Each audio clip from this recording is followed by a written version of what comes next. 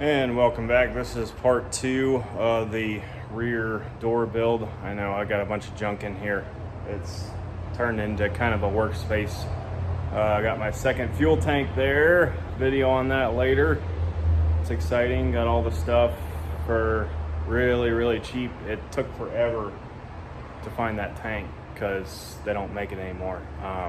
Anyways, so originally I bought these welding hinges and started welding them in to make my back door, and I realized really quickly that this is not heavy duty enough and was not going to work. So I'm going to scrap that idea. I went on Amazon. They were like 40 bucks, super cheap. Got this greasable heavy duty welding hinge, supposed to support like 1,000 pounds. It comes in a pack of 4.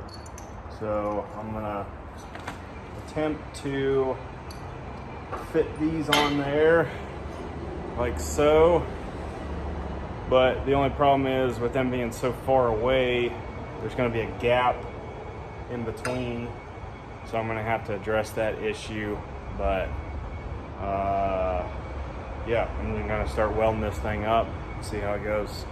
And another thing I forgot to mention, this would not work with this kind of setup because it's not meant to swing like 180 degrees, whereas this is bent like this to where it gets the door away from the back of the trailer, or in this case, the back door to my box truck. That way you can have sort of a ramp instead of just a door that opens and closes.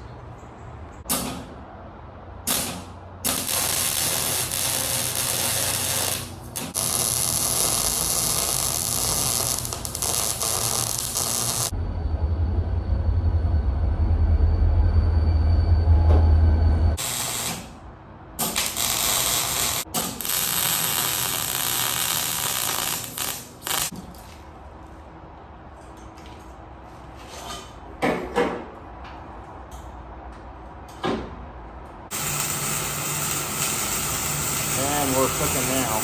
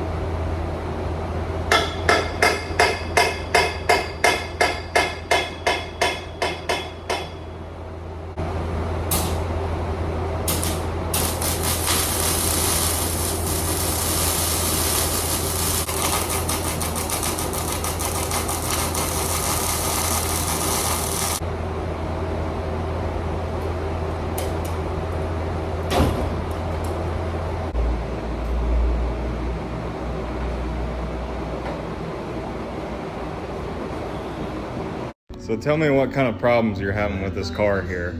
Well, the thing is, nobody knows how to work on these vehicles because they're not even sure what the thing is from the factory. Yeah, so what's wrong with it? Show us what's wrong. Capillary override valves prematurely ejaculate and cause the bumper to not fit properly after an accident. So here's the end of this.